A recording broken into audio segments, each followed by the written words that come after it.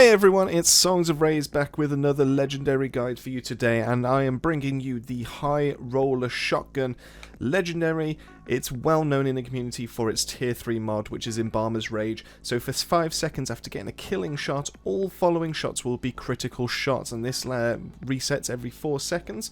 So obviously the idea is that you get kill, you've got 5 seconds of instant crits, and then 4 seconds into that 5 seconds you can then refresh it as long as you're constantly getting those kills. Now what you will find is that obviously that only leaves a 1 second gap between the cooldown where you can actually proc it and the crits actually running out, and you'll find that that window is extremely short. Now obviously, you know, 1 second is a short amount of time, but you don't quite realise it until you actually get into the thicker battle and you start doing non-crits and you just think, where has my damage gone? So it does get a little inconsistent, especially up close range, but it's still an amazing mod, and it's down to us to be able to find out if the gun's any good, as well as the mod. Now, I will not lie to you, the gameplay you're going to see in the background is going to be atrocious. I struggled to be able to use this gun, and I actually struggled more with this than I did the Body Snatcher, which is hilarious on paper really, because the Body Snatcher doesn't have a perk that increases my damage, whereas this one should be increasing mine,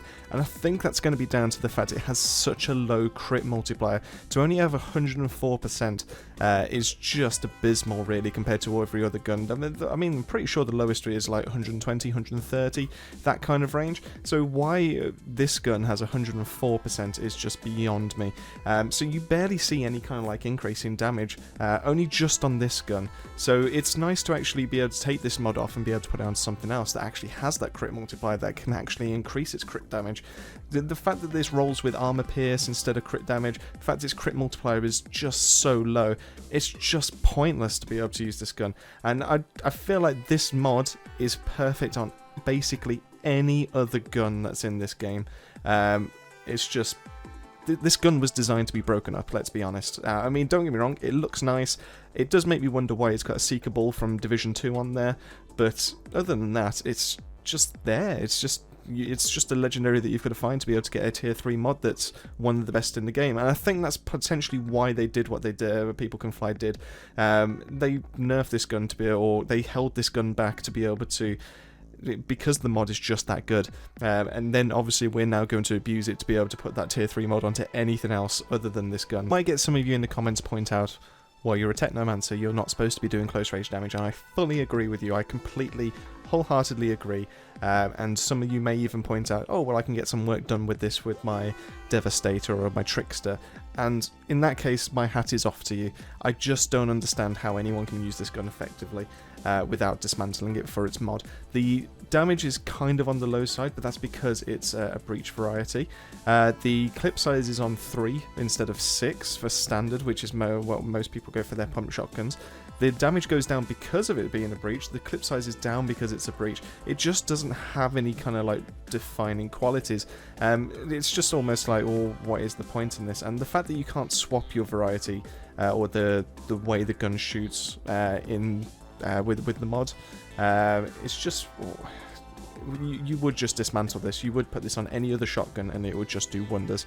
So let's be honest, you already know the end of this episode already, but yeah, I honestly, it frustrated me the fact that I couldn't even run a challenge tier 8 successfully with this gun, and I just, it really annoyed me, it really did. Now obviously we're only so many episodes through on the legendary guides, but I do hope this is the exception to the rule, because while the other guns that we've looked at so far have been pretty decent on their own, and then the mod has come into itself, this one is just all about the mod, and the gun is just poor, and I really hope that's not, like I said, I really hope that's not the case, because for any of the other guns, every single legendary should have its right. It should have its place. It should be there to be able to do any kind of damage. It's a legendary. You've earned that right to be able to wield this gun. So why should it just be the mod that's legendary on this? And it's a shame. It really is. And I hope that isn't going forward. Anyways, enough negativity for this. Let's be honest. You came for the mod, and let's focus on that. So this mod is amazing on any other gun that has the ability to increase its own crit damage. Now, when I say that, the Earthbound burst rifle that most people use for their Technomancers already has that built in, and obviously you can increase that up to an extra additional 30% on top of what the gun already has. So you get a killing blow with your gun, you then get automatic crits, you can hit anywhere on the body, and it is instantly adding the crit multiplier that's on the gun, plus that additional 30% and any other mods that you then have on your build.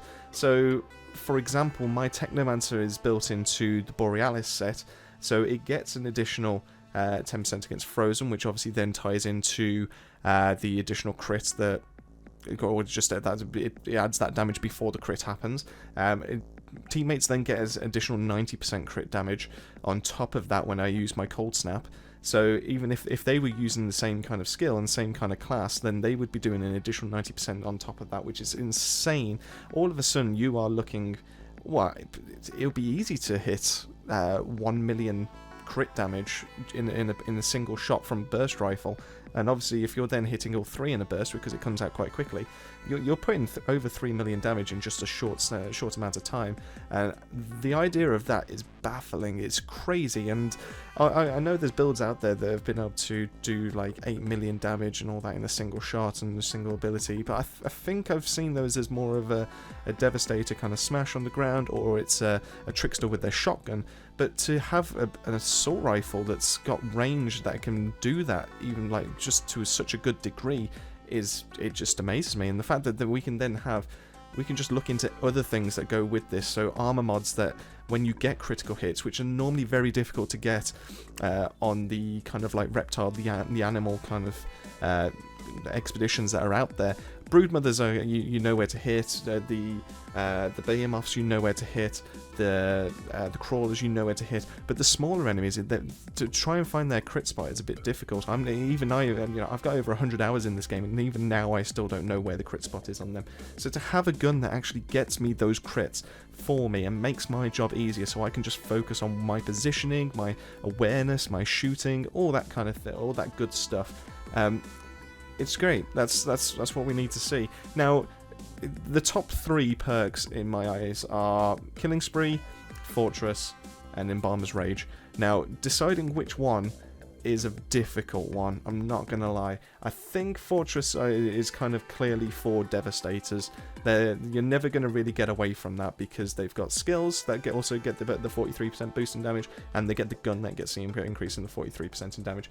Whereas Technomancers, or the Borealis kind of build that I've got, we don't really do skill damage. It's more of like a firepower bonus. So to cap ourselves at 43% is a bit on the low side. I do think that Embalmer's Rage or Killing Spree would be better. If it's for the burst rifle, I have a feeling that the Embalmer's Rage is going to be better. That's something I need to test out. I did manage to do a CT-15 with this onto that burst rifle and get a sub 7 minute time on Chemplant, which was great. It's not the fastest time I've done, but it is definitely up there. But this is something I need to play around with. This is just one expedition I did straight after dismantling this gun, because I took great pride in getting rid of this, I'm not gonna lie. I will be doing some more testing with this. I just wanted to get the gun guide out there so you can see what the gun's like, you can see for yourself, and you can see what the mod is good for. I will be testing to make sure that those critical shots that happen, and obviously due to the mod, they count as genuine criticals. And if so, then I want to make sure that the armor mods that you can put on, I want to see if those stack. I want to make sure that this actually does proc correctly. And if so, then we can actually look at better builds, and we can just be doubly sure that everything is working as fully intended. Because we know that not just this game, but just games in general, that there's always going to be some kind of code that just means it doesn't work. So leave that with me. I will be making a separate episode on that now that I've got the mod. Now I can play around with it. But I hope you've enjoyed the stuff in the background. I know it's not been the best, but it was just so difficult to be able to use. It really, really was. I hope you get one of these just to purely scrap it, and as soon as you've got one scrapped, you are set. Don't worry about it. And yeah, that is everything. I hope you've enjoyed. I hope you keep yourself safe. If you haven't already, drop us a like, drop us a subscribe. I would greatly appreciate it. And in that case, keep yourself safe, and I'll see you on the next one.